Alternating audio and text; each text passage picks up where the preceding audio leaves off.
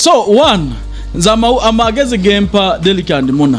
bwe muba mufunye opportunity okutuuka mu mawanga ago tukkirize nti twetaaga future n'okukolera obulamu bwaffe dani amalala n'obifaananyi kuba temulina gwe bugenda biguza. So bw'oba ofunye omukisa n'oyingira UK ate todda mu malala kwekubya bifaananyi tolina gwogenda kubiguza. Nze ne bwe bakeera Derick and Muna ne bagamba nti bakyali ku TikTok nzikiriza nnyo babeere UK babeera bakolera bulamu bwabwe. Tuleme kulimba bantu nti tubaagala nnyo nga bwe banaafuna ebizibu ate tugenda kubasekerera. Wafuna omuntu oyo yatwala ba Derick ne Muna kubanga kye kibuuzo ekyalema buli omu ani yatwala Derick ne Muna. Kati wanu ba Derick and Muna bagenda batya? Derick and Muna bagenda kwerekera bayimbi ngera abana Uganda bonna we bagenda. Ani yabasasulira ku charges ezo. Anti kati nkubuulira baba twala ku promoting a show eri.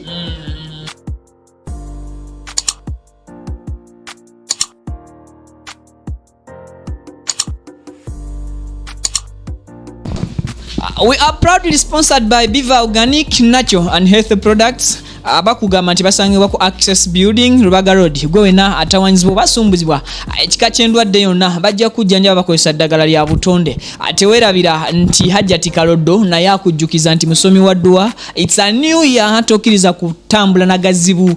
eva gwe mukubo nga gwatunula stress ye waka mu kisenge toba na tro ajangwa kulombera edduwa nti kujjukiza nnyo nti Hajjati Kaloddo musomi wa dduwa justice tali mu bikolwa bya kalogo kalenzi mbuli ne ddagala teeka mu binyeebwa simanya mbu ate omusajja nkole boti mbu ate bino biteeke wansi wa pilo never. Hajjati Kaloddo akulombera dduwa mu contactingeko ensonga zonna zibeere malidadi sana. Abampita Viki era nga YouTube channels ebbiri zoliko bazita Wonderboy UG ne Viki exclusive. Of course these days fetuliko zezikyasinza okasuka mayengo gazo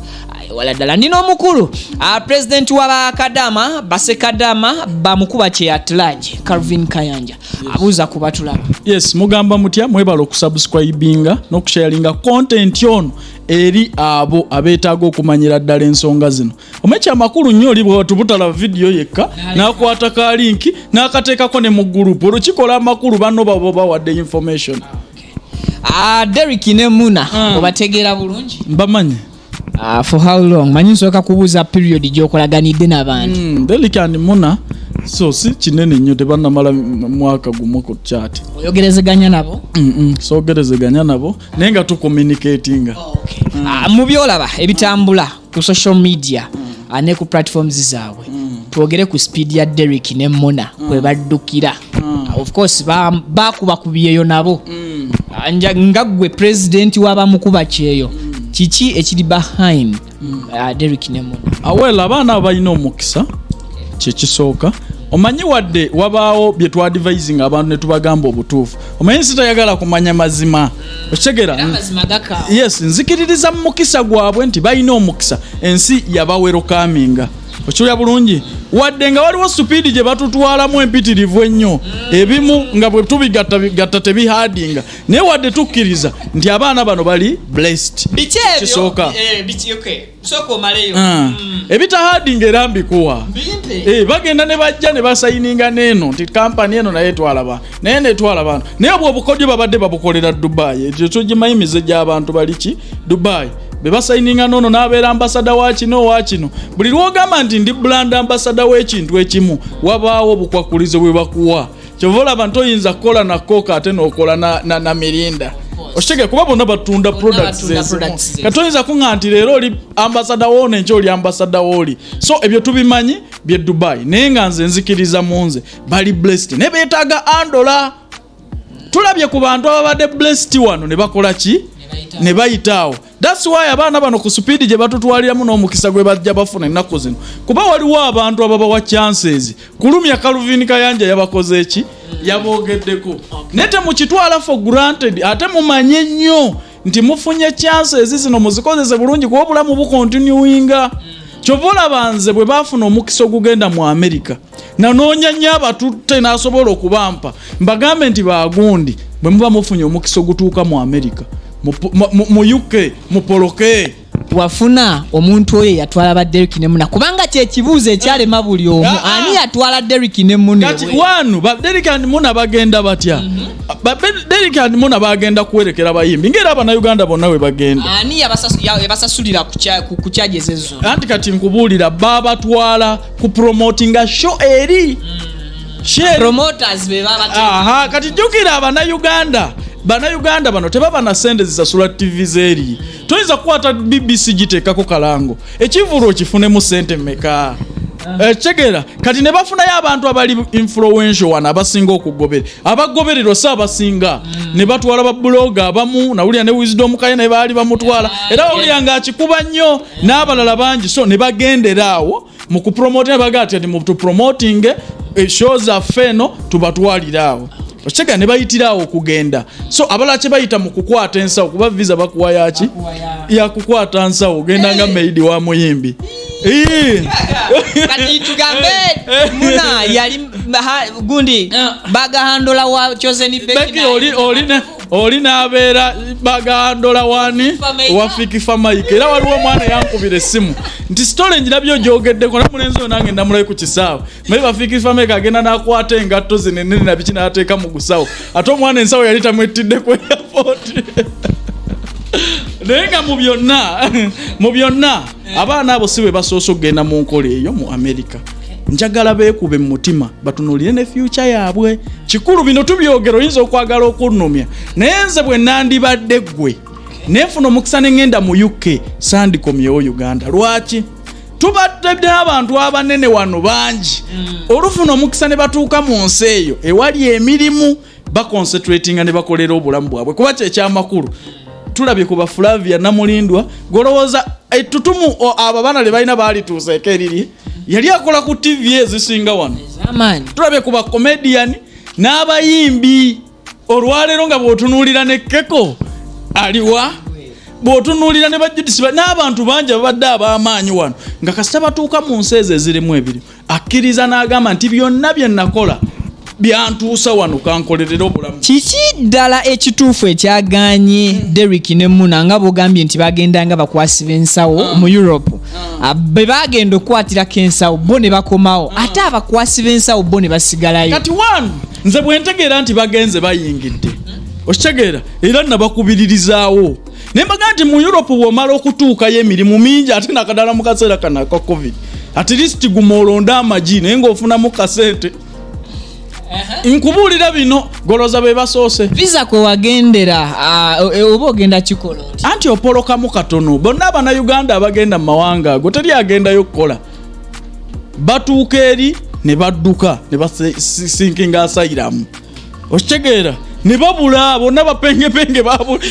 bagumaza mbiro akaseera bwe kayita babawo obutuuze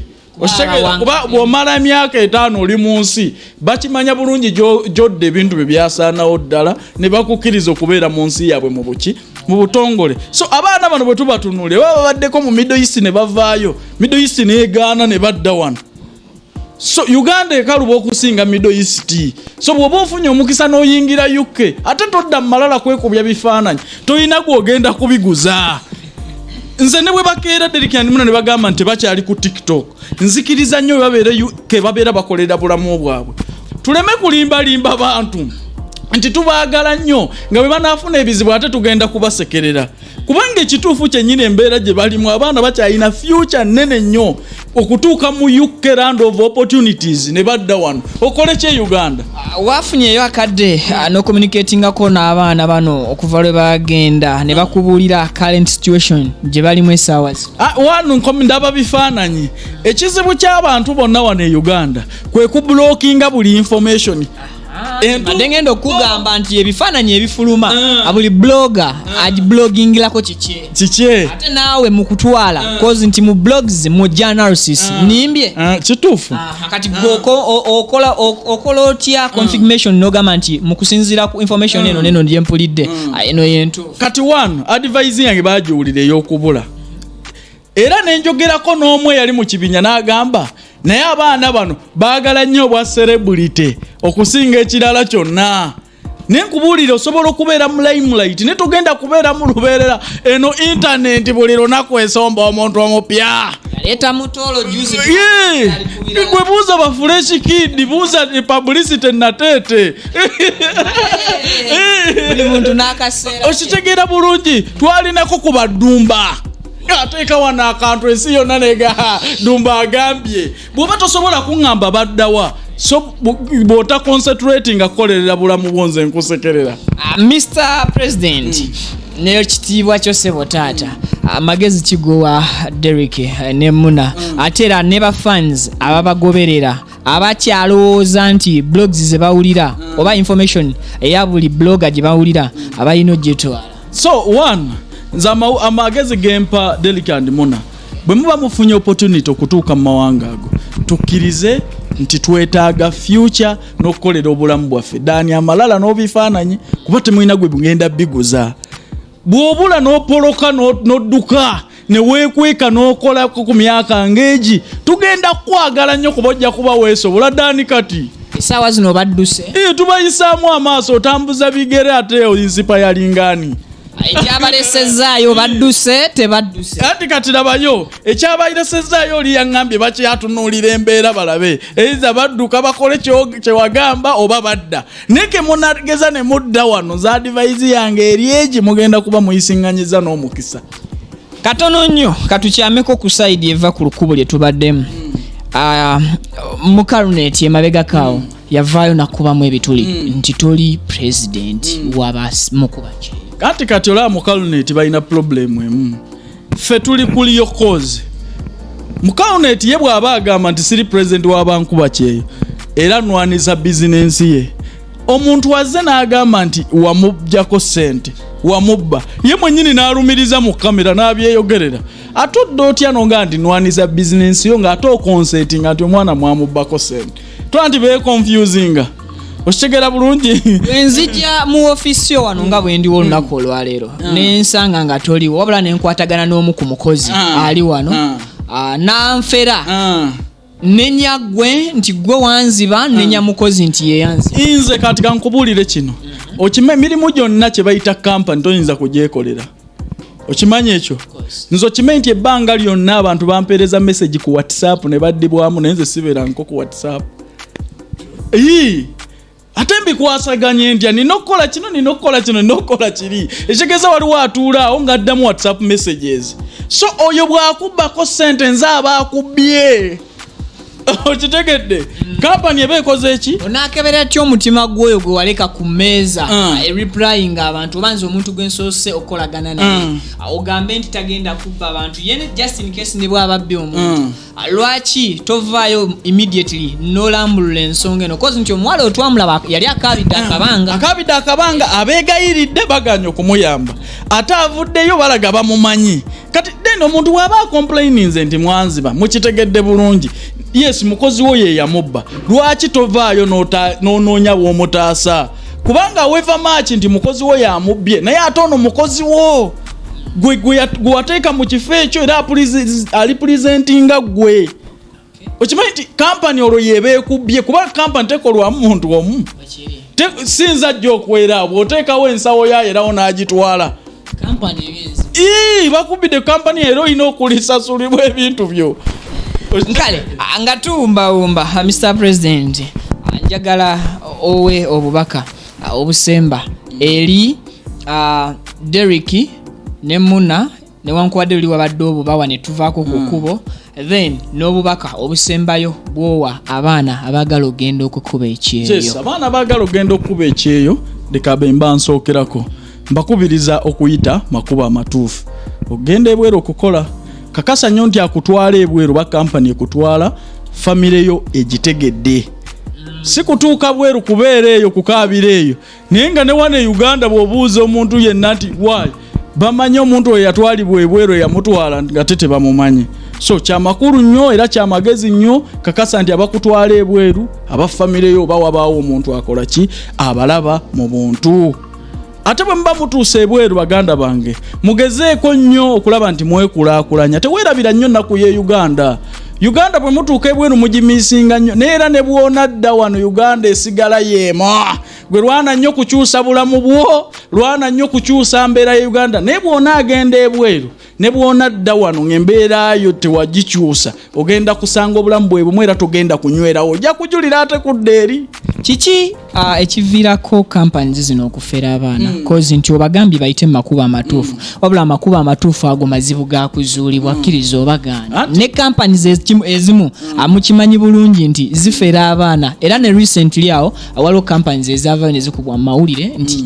actually tezaali company yali company nti yali ebidde ebbanga abaana kituufu nti omwana anazuula atya company entuufu waliwo emitendera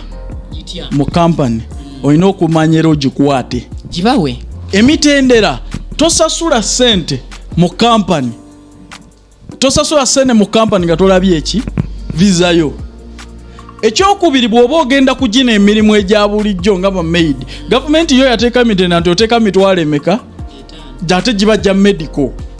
kati gino emirimu egya bulijjo emirala gye bateekamu sente emirimu egyo olina okugisasula ng'olabye eki ate era kampani nazo era z'abantu era abasobola okukubba naye amateeka go gazikola ki kyova olaba nti gavumenti esobola okuvayo negendo tugigadde kyalina emisango gy'okusasula ono noono n'oli ku nsonga ya visa kati bino byenkubuuza mbijja mu inbox ya WhatsApp yange omwana bamujja wano ne bamugamba leeta emitwalo 5 oba kakadde baguze omulimu e Dubai okusingira ddala buno obuzibu buli Dubai kati engeri oli president I think byonna obimanyiiko bamutuusa ku airport yes visa bagimuwadde nga bw'ogambye ne bamutuusa ku airport e Dubai ne bamuweereza omuntu amurecevinga ne bamutwala nga bw'aba mwana wa buwala bamufunidde omulimu gwa kulaaya kiki ekyo problemu eyo era nginenyeza bannayuganda bennyini be batwala bw'oli akutwala abannayuganda kye nti bafa genda bweru abamu ye oli nkubuulira oli ye tayagala na kumanya kikyagenda okukola ebweru naye problemu eriemu njagala kugenda bweru naye nga nekyasobola okukolayo takimanyi kubanga emirimu gino nze nina mentality munze era nekyeŋŋamba abantu si buli omu yenna nti wakugenda bweru ate era ffenna tesobola kubeera kyekimu naye oli olwokuwa visit visa olwokuba etwala buli omu tekirina we kyawandiikibwa nti ojja kusaba omulimu bagukuwe nga wane gya Uganda bwe gikubula ne Dubai gijja kukubulayo bwe giti confirmation ku muntu ampadde visa yenzibu nti omulimu gwaŋŋambye bweguli gyendaga anti waliwo abatwala obutwazi n'enkola eyo si bweri okitegeera nti yesu omuwala omugambye nti agenda kukola waitress naye alina emisoso gye waliwo n'oli akuwa obwa waitress kyeyeetaaga naye gw'okirina oli ayagala okumulongooseza okuwa obwa kirina ogenda kulongosa mu molo ayagala asobola okwogera oluzungu alabika obulungi ekyo kyoli kyeyeetaaga naye gwe bakugambye bugambi nti jangu ojje Dubai bakuwadde na visa ekitegeeza okukyala ekitegeeza ebizibu kola ki bisuubire kati kampani we zituyambira weewano nti mu kampani osobola okugendamu omulimu ne gukubula nga banno bakola interview bo ne bayita gwe ne bakuboola tosobola kwogera luzungu katulina problemu eno nti baganda baffe bakoze obwa maid ne bafunamu kasente bo ne balowooza nti basobola okugula emirimu ekituufu omulimu osobola okugugula naye osobola okugukola ekyo nakyo kintu kikulu bo bafa kimu njagala sente nnyingi njagala mulimu nga guli miliyoni 2 n'emitwalo 2 njagala mulimu nga guli miliyoni 3 naye mulimu ki naawe bw'oweetunuulira gw'osobola okukola awo wenyini bwe muli bamunsabye ne mukkiriza nti muzze ndi muza of course mwimanyi sireeta muntu gwe mutansabye n'ensonga nalabye zisajjuse nnyo eza Brishakash Derick Muna ne Prince Jack n'ensalawo munoonyeeko Mr. Calvin akyakitiibwa okusinkana it's my first time okola interview nawe and it's my first time erinnya lyo even okulimensioninga ku channel yange kirungi ekyo era kyamukisa gyendi nzaani era nkisaamu nnyo ekitiibwa okumpa platform ku channel za mwezi za mukuru mamuteekamu amaanyi ne sente nnyingi toyinza kukizaalawa kukisa wansi okitegeera so ndi wa mukisa okuba nti ndiko wano anetondera buli muntu sekinoomu ali eyo ng'ebigambo bye twogedde bikoseza atera nensanyukira wamu naawe ayina kyopiikinze mu bigambo ebyogeddwa mu conversation eno Vic Genius the songwriter out Genius Production I sign out.